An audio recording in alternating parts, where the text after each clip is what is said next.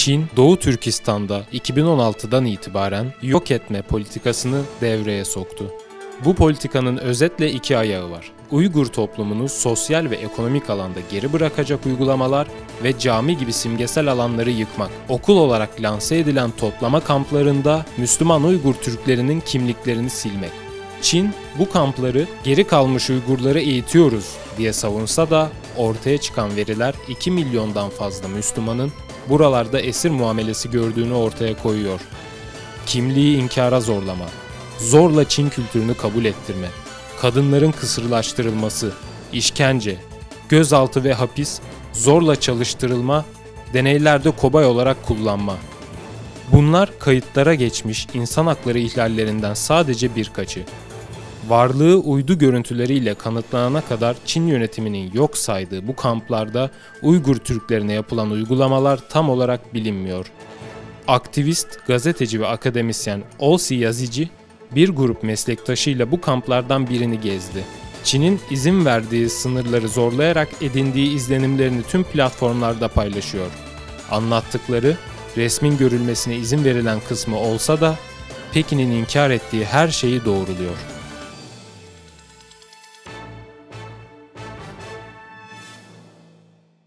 Hello from KARAR TV to everyone. Today we do an interview with Olsi Jazexhi about the Chinese persecution in East Turkestan. When did you interest in East Turkestan as a journalist, academician and activist begin? Why Uyghur Turks? Thank you for interviewing me. My interest on the Uyghurs is very old. Since I am an historian and I studied the history of Muslim and Turkish people of Central Asia. So I mean, I have my PhD specialization deals with the history of the Ottoman Empire and the movement of the Turkish people in the world. However, when it comes to the Uyghurs, I have developed a particular interest in the last years because of the news that we hear in the media about their persecution by the Chinese authorities. How was your visit to East Turkestan? Did China invited you? Yes, I wanted to understand what is going on in East Turkestan or Xinjiang, how the Chinese describe this region. And for this reason, in July 2019, I contacted the Chinese embassy in Tirana. I showed to them my interest about what is going on in Xinjiang, and I asked them if they had any program for journalists who wanted to learn the truth about what is going on in Xinjiang. So our Chinese friends at the Chinese embassy in Tirana, Albania, they showed me that the information office of the People's Republic of China in the Xinjiang Uyghur Autonomous Region, they were organizing a seminar for the countries along the Silk Road economic belt. And they told me if I were interested to join their seminar. I told to them, yes, I am. And they invited me. We were a group of around 20 foreign journalists. The journalists came from Turkey, Afghanistan, Pakistan, India, Saudi Arabia, United Arab Emirates, etc. We went to Xinjiang or Urumqi, the capital, on August 15 to 16, and we stayed there around 1 week. How was the attitude of the Chinese authorities to you? Well, the attitude of the Chinese authorities at first was very good. We were a group of journalists, and this was the 8th group of foreign journalists that were visiting Xinjiang. in the program that we were invited in, we were presented, this is the handbook of the program, we were presented with the economic development of the area, with the plans of the Chinese government to use Xinjiang as a gateway for China's Road and Belt project, which is a social imperialist project of China, through which China wants to rebuild the so-called the ancient Silk Road, whereby China, who faces in a way isolation from the United States, Japan, and other powers in China Sea, the ambition of China is to build a highway infrastructure in Central Asia and Muslim countries, where this road will reach India, Turkey, and the Arab world, and through which the Chinese want to export and do trade with the Asian and African countries. The attitude of the Chinese was very good with all of us as journalists in the first days. But what happened in the fourth day of our visit, or the third maybe, we were sent to Aksu, which is a city originally Uyghur. The name Aksu means white water in the local Uyghur language. And when we were sent in Aksu, the authorities sent us to visit the first vocational training schools that they have, or what we outside of China call them concentration camps. When we visited the concentration camp of Aksu, we were shocked to see the people who were held in these camps. They were young boys and girls who had been detained and sent to these concentration schools only because they chose to be Muslim, because they believed in Allah, because they believed that they were Uyghurs and they were not Chinese, because some ladies had put hijab on their head, some others refused to eat non-halal food. And for these very funny reasons, the Chinese had declared these people to be Islamist terrorists and extremists, have taken them from their families, and had closed them in this concentration camp in the middle of the desert. This shocked us very much, especially us, the journalists coming from Turkey and Europe, because we live in free and democratic societies.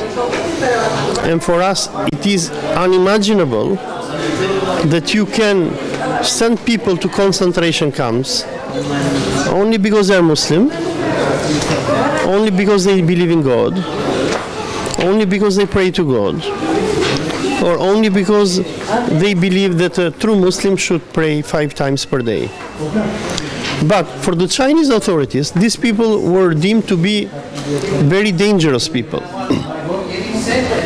When I went to the Aksu concentration camp, the Chinese presented us some of these prisoners singing and dancing. The project of our Chinese friends was that we should film these imprisoned Uyghurs, how they sing and dance, and transmit to the world the fake news that they want to create. However, I did not do that. I refused to film the Uyghurs singing and dancing. I told to our Chinese friends, I want to interview these people. I want to know who they are, what are their names, why they are here, what are their living conditions, and who brought them here. By using my Samsung phone, I filmed them, and as soon as I went back to the hotel, I put my videos on YouTube. My videos went viral under my channel, which is Olsi Jazexhi, and many journalists, media analysts, intelligence services, and what have you, they saw my videos. This was the first time that the international community saw videos from inside the concentration camps that China has built for Muslim Uyghurs, Kazakhs, Kyrgyz, and other minorities who live in Xinjiang. From my interviews, I understood that the prisoners of conscience who are in the concentration camps of China, their only guilt is because they are Muslim and they are not Han Chinese. After I put my interviews on YouTube, the Chinese went crazy with us, and particularly with me. We were being followed everywhere. Even when we were going in toilets, we had 3 people after us. And before we left Xinjiang, the head of the Communist Party who was organizing our trip told us, when you go out of Xinjiang and China, we do not want you to report something bad on what you have seen here. Otherwise, he told us that will be unacceptable.